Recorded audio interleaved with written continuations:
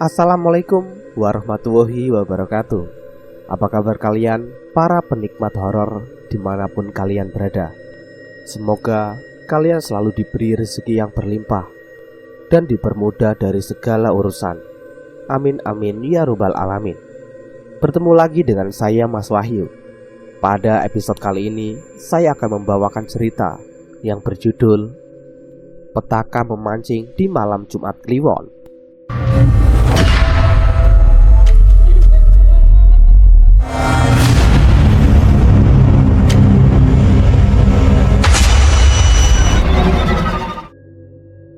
Di sebuah desa pesisir yang indah, tiga sahabat karib, Rizkon, Eko, dan Kiclok, memutuskan untuk menghabiskan malam dengan memancing di muara pantai.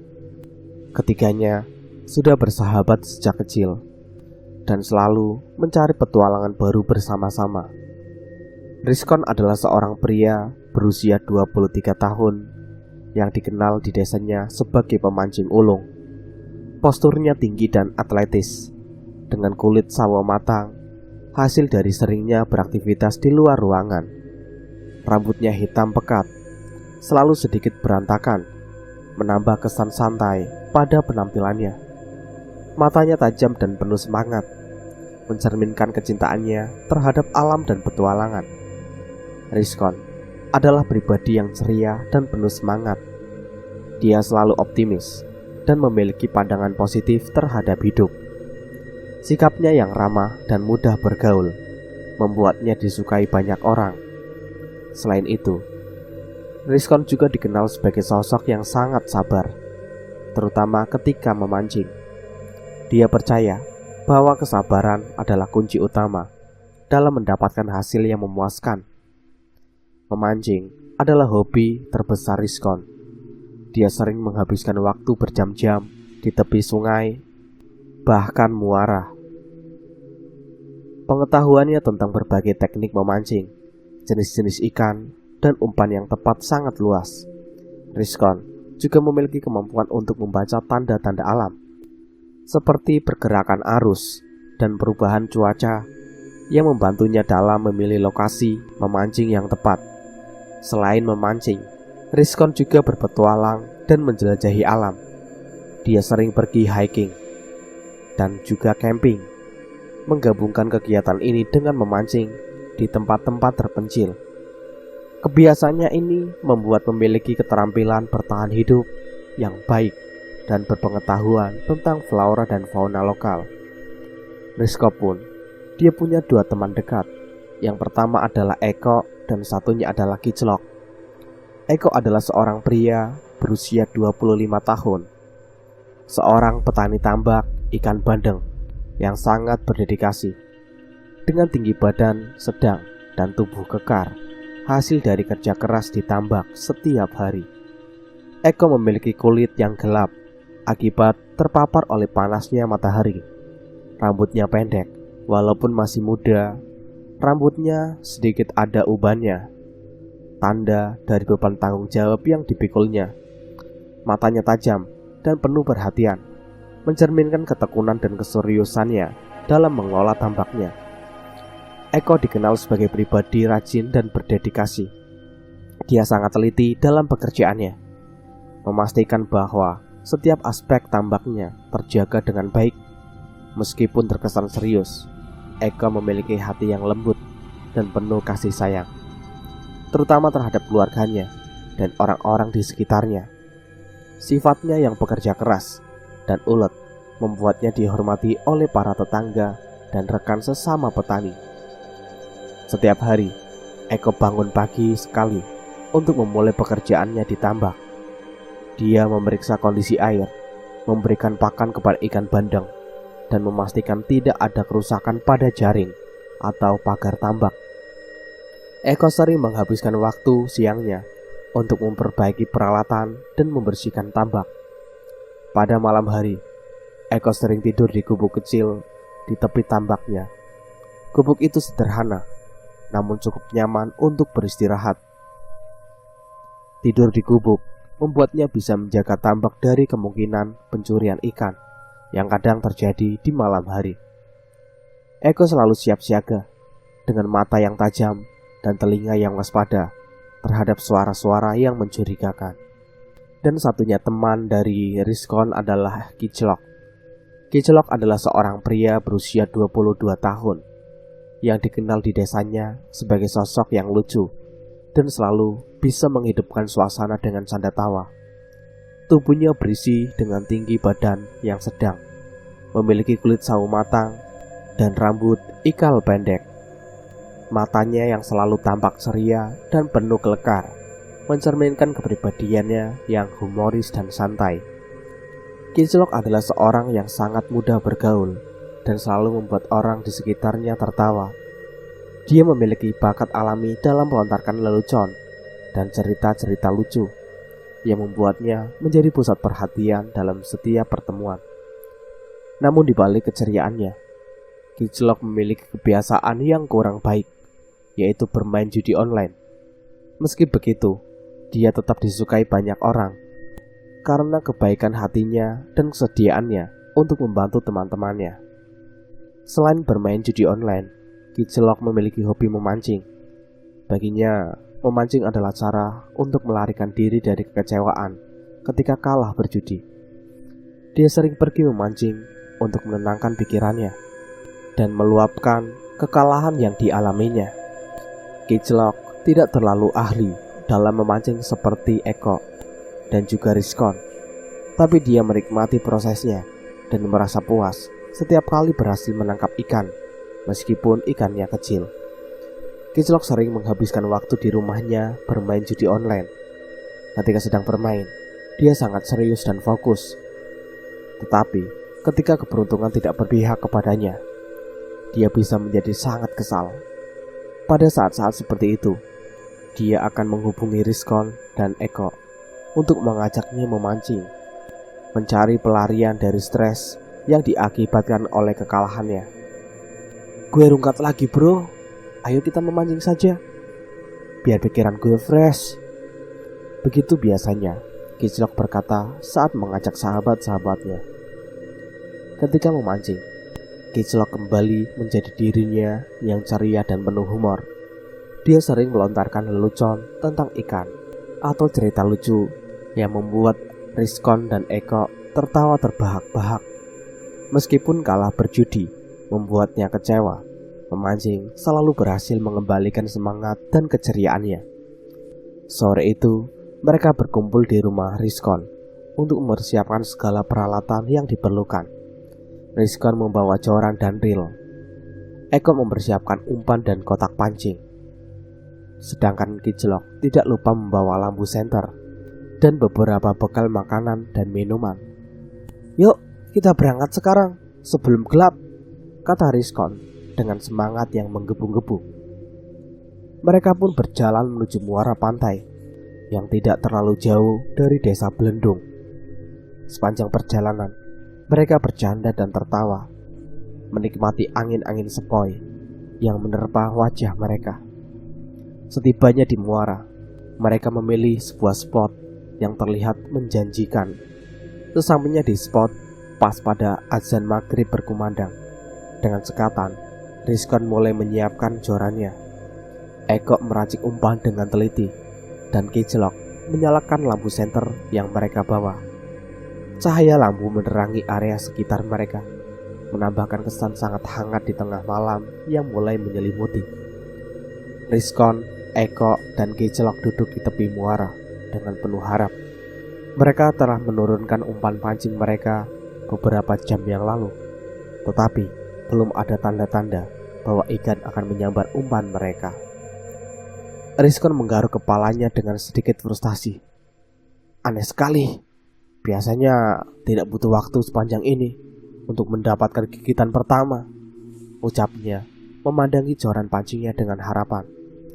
Eko mengangguk setuju. "Ya, memang agak aneh ya. Mungkin hari ini ikannya sedang tidak begitu aktif." Kiclok yang biasanya selalu ceria terlihat agak cemas. "Apa perlu kita mencoba lokasi lain aja bro?" tanyanya memandang ke arah Rizkon dan Eko. Mereka pun kembali duduk dengan sabar, tetap memperhatikan joran pancing mereka dengan harapan akan ada tanda-tanda aktivitas ikan. Namun setelah beberapa saat berlalu, keadaan tetap sama. "Baiklah, sepertinya kita harus mencoba sesuatu yang lain," kata Eko. Akhirnya mengangguk setuju dengan saran Rizkon. Rizkon, Eko, dan Kiclok akhirnya memutuskan untuk pindah ke tambak milik Pak Thohir. Setelah hampir 3 jam, umpan mereka tidak dimakan ikan. Dengan perlengkapan pancing di tangan, mereka mulai berjalan menuju tambak baru yang terletak agak jauh dari lokasi awal. Selain itu, waktu menunjukkan pukul 2 malam. Udara terasa lebih dingin dan hanya ada suara langkah kaki mereka yang terdengar di tepi jalan sunyi pinggiran tambak Fanami dan juga tambak Bandeng. Dalam perjalanan yang hening tersebut, tiba-tiba mereka dikejutkan oleh pemandangan yang aneh. Sebuah api kecil melayang di bawah tiang listrik. Api itu berwarna merah, terbang menyalah sekitar 1 meter dari permukaan tanah, berpendar seperti makhluk hidup. Kiclok yang selalu penasaran dan berjiwa petualang langsung berhenti dan menuju ke arah api tersebut. "Hei, kalian lihat itu apa?" Eko pun memandang dengan heran.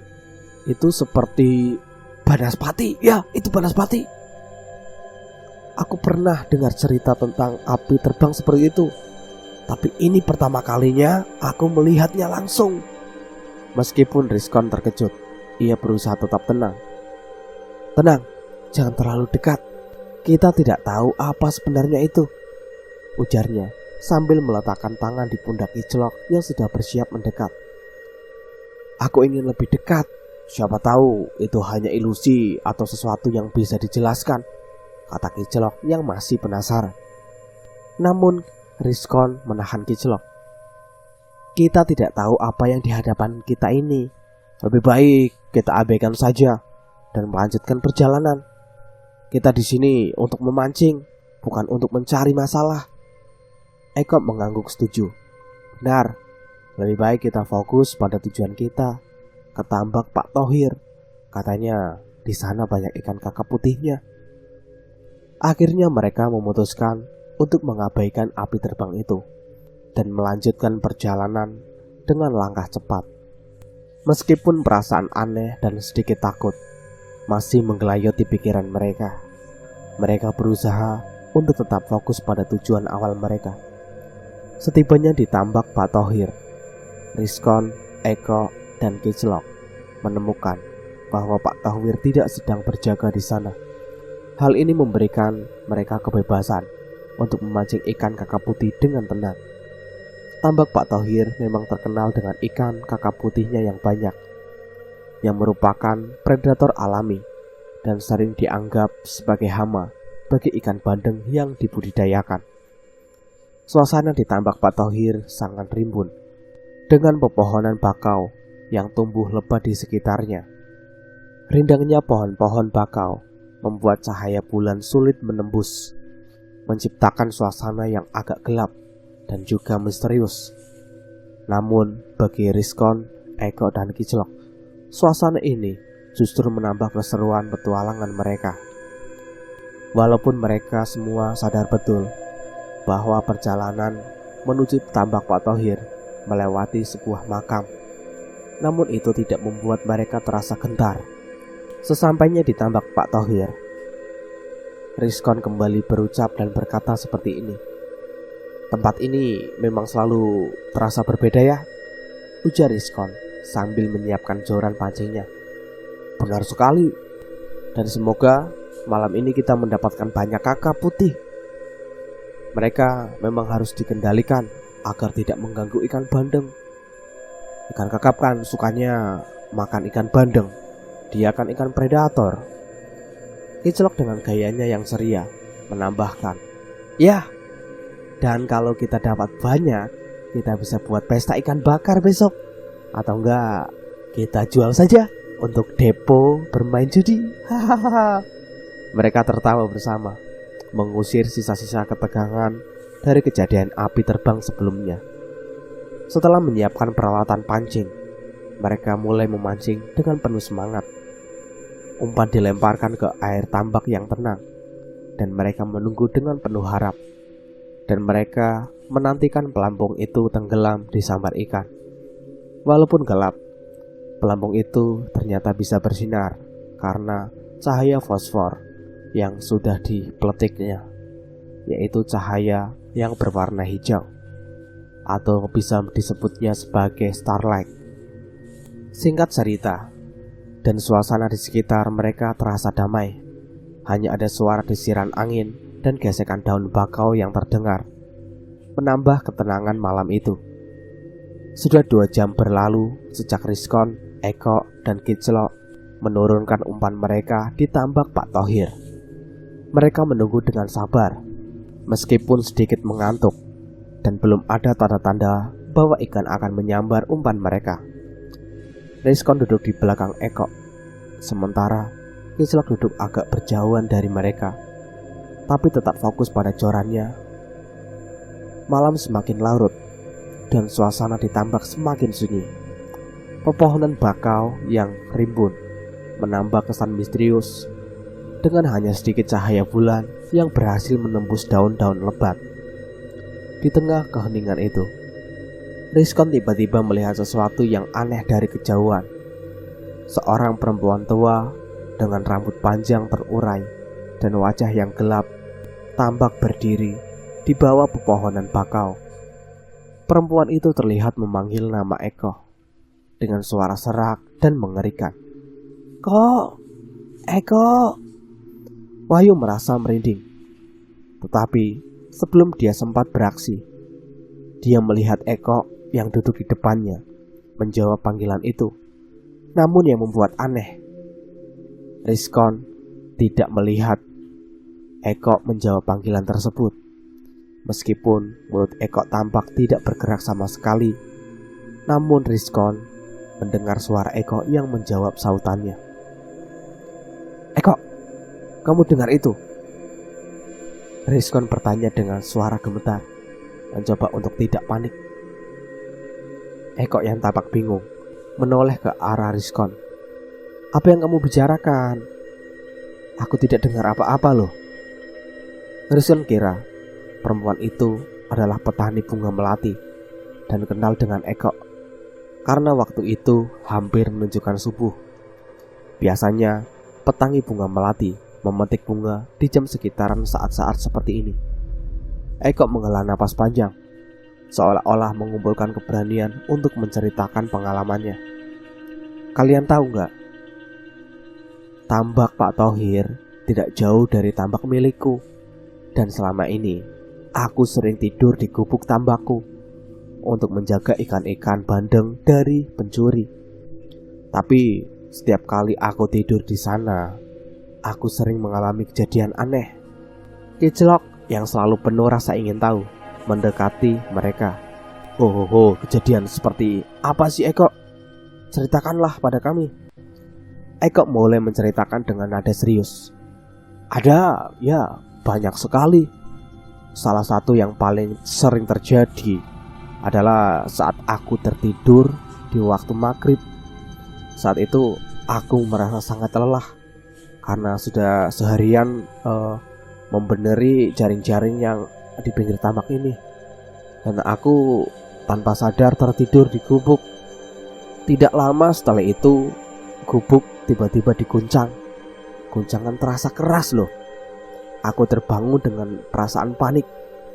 Dan setiap kali aku mencoba keluar melihat apa yang terjadi, dan aku akhirnya tersadar tidak ada siapapun di luar sana." Rizkon dan Kiclok mendengarkan dengan serius. "Maksudmu makhluk halus itu kok?" tanya Rizkon dengan suara penasaran. Eko mengangguk. "Ya, percaya begitu. Ada kalanya juga aku mendengar suara langkah-langkah kaki di sekitar gubuk punyaku itu. Dan juga ya mereka sering mondar-mandir di sini. Kadang ada suara menangis dan suara anak-anak yang sedang bermain.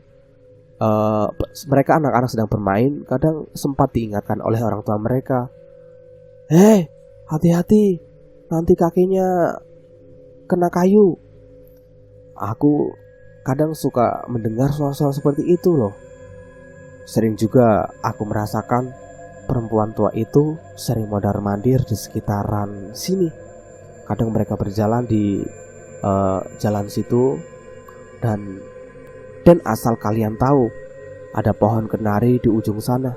Lah itu adalah rumah ibu-ibu tua itu.